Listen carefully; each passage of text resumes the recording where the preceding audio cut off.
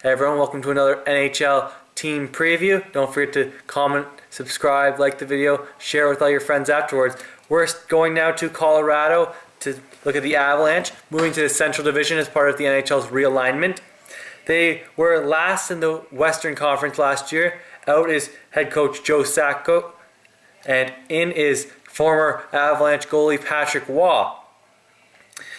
Now, the team drafted first overall and selected Halifax center Nathan MacKinnon. Expect him to make the team out of camp. And really the Avalanche position of strength on this team is center. You have Matt Duchene, Ryan O'Reilly, you have Paul Stastny. It's a very deep team in center. Expect one of those guys to move to the wing. Stastny is a potential trade candidate throughout the year. Offensively, they're going to be looking for scoring from their center position, but then they also have some couple good left wingers in Gabriel Landeskog, who's named captain last year, 20 years old. Very talented Swedish forward, big, strong, and physical. P.A. Parento, who they signed last offseason. Steve Downey, in his return to the lineup after missing majority of last season, should be a big spark. They acquired Alex Tanguay in trade from Calgary, bringing him back. We'll have to see how much he's got left.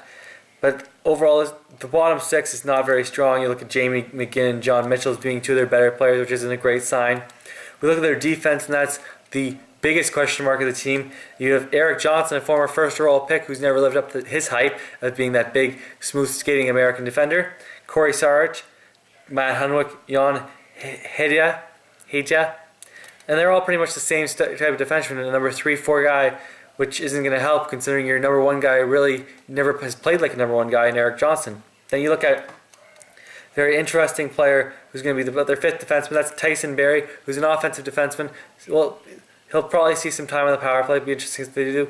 But if this team has any hope of climbing into the last spot in the playoffs, it's going to depend on goalie Simeon Varlamov, who has never really lived up to the expectations in Colorado when they acquired him from Washington for a first-round pick. This team was a playoff team a few years ago, but has been near the bottom of the barrel ever since. Well, I think this is going to be another rebuilding year for the Avalanche where they miss out on the playoffs, finish in that 12 to 14 range, and draft again in the top 10. And that's my preview for the Colorado Avalanche.